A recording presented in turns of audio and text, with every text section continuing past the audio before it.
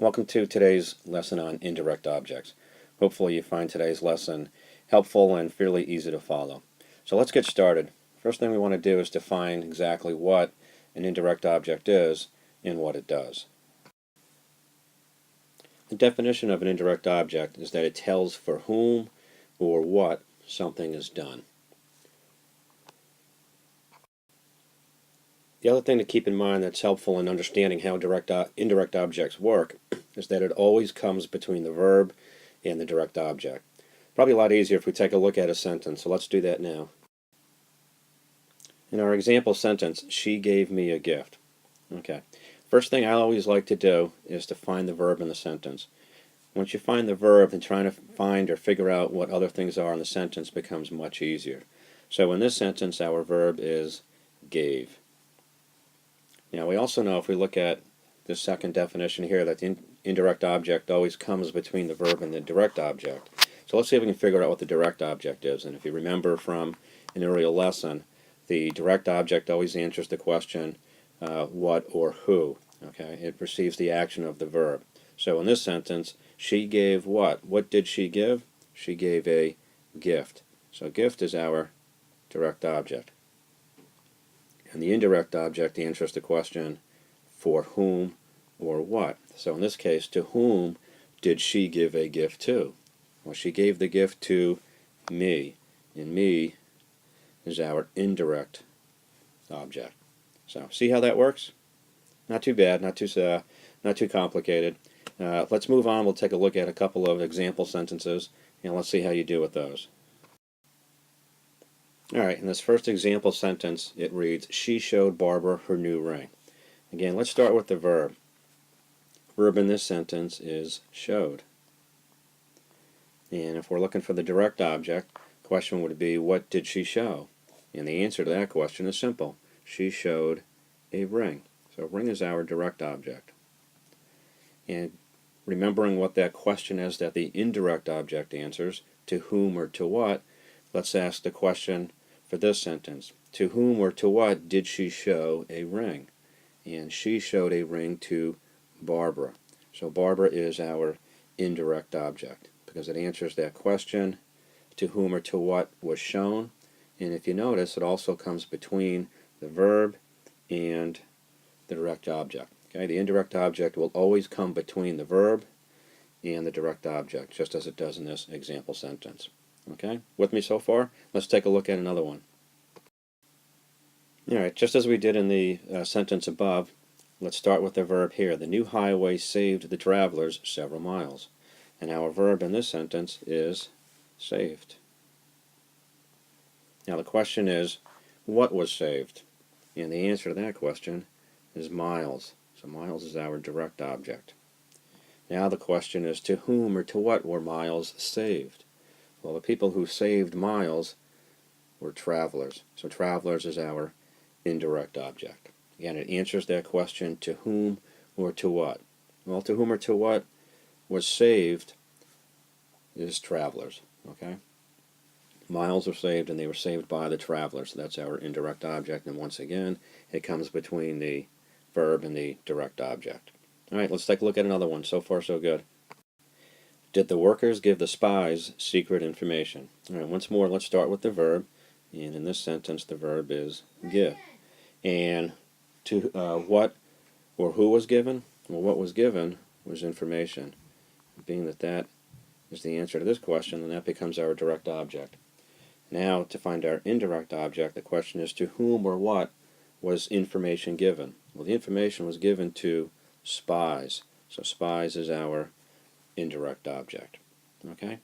As long as you know the question to ask, then typically the answer to that question is very simple, and therefore finding either the direct object or the focus of this lesson, the indirect object, is actually pretty simple. You just have to know what that question is to ask, and then you're on your way. Let's see how you do on your own with a couple of sentences. See if you can figure out what the indirect object is. In this first sentence, it reads, will David give us tickets to the game? And as before, I think the best place to start is with the verb. See if you can identify what the verb is in this sentence. Just underline it and write V underneath. Alright, good. If you identified give as the verb in our sentence, then you are correct. Now, I think the next best thing to do is to identify the direct object. Now, one thing we haven't really talked about yet, and it's worth mentioning now, is that you cannot have an indirect object in a sentence if there is not also a direct object. So if you find a direct object, then there may be an indirect object. All right, just because there's a direct object doesn't guarantee that there's an indirect object. But then again, you cannot have an indirect object in a sentence unless there is also a direct object. So let's see if we can find out what the direct object is. And again, the question that you ask yourself when identifying the direct object is what or who is given. So in this case, what did David give? And the answer to that will be our direct object.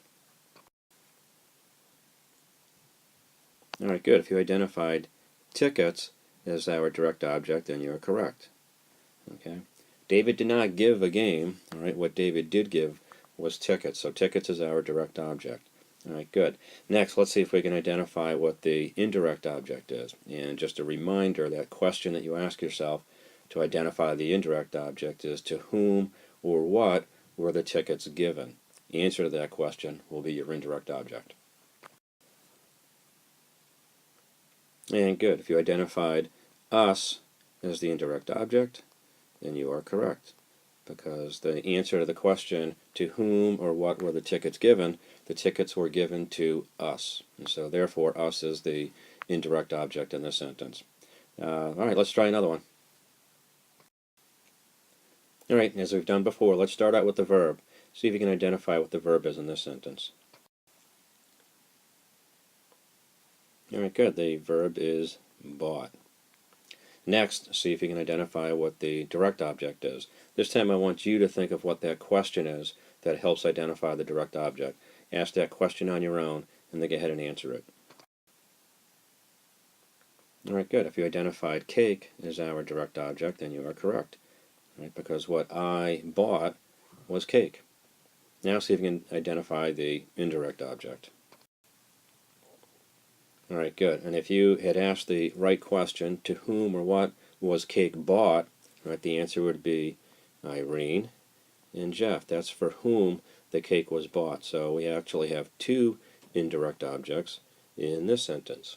And that can definitely happen as we see right here. So always be aware of that and on the lookout for that. So hopefully you got all of that right, and we're doing well and moving on. Let's try two more. Alright, so our new sentence reads, the new manager offered Vinny a better job. Alright, good for Vinny.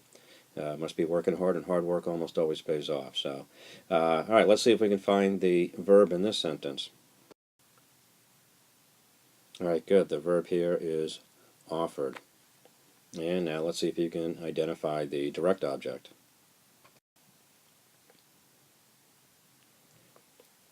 Alright, good. The direct object here is job. Okay. What did the new manager offer? Well, what the new manager offered was job. So job is our direct object. Simple answer to that question. Alright, now let's see if you can identify the indirect object. Alright, good. If you identified Vinny as our indirect object, then you are correct. To whom or what did the manager offer the better job? The better job was offered to Vinny. Right, so Vinny is our indirect object, okay?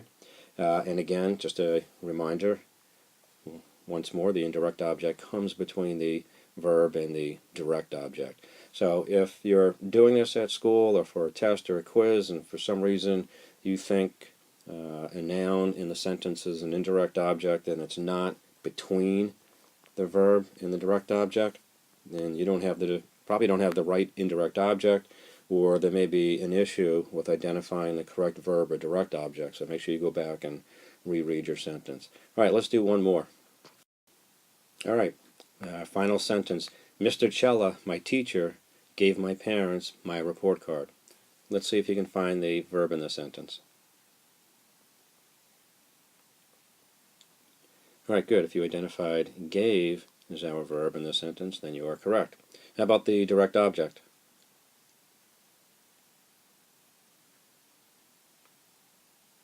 Alright, good. And the direct object here is card. Although I suppose you could make this report card, as it does all go together. Okay, and again, report card is the direct object because it answers the question, what did Mr. Cella give? Okay, in this case, Mr. Cella gave report card. So now for our indirect object, let's see how you do with that one.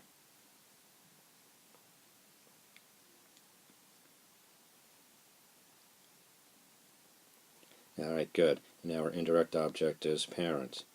Okay. Again, report card is our direct object because it answers the question, what did Mr. Cella give? And parents is our indirect object because it answers the question, to whom or what did Mr. Cella give the report card to? And in this case, it was parents who received the report card. So parents is our indirect object. And again, just one more time, the indirect object comes between the verb and the direct object in the sentence, as it always will. So that closes our lesson. Hopefully you have a better idea of what indirect objects are and what they do and how they work and how to find them in a sentence. So I hope this was helpful. Thanks for checking us out.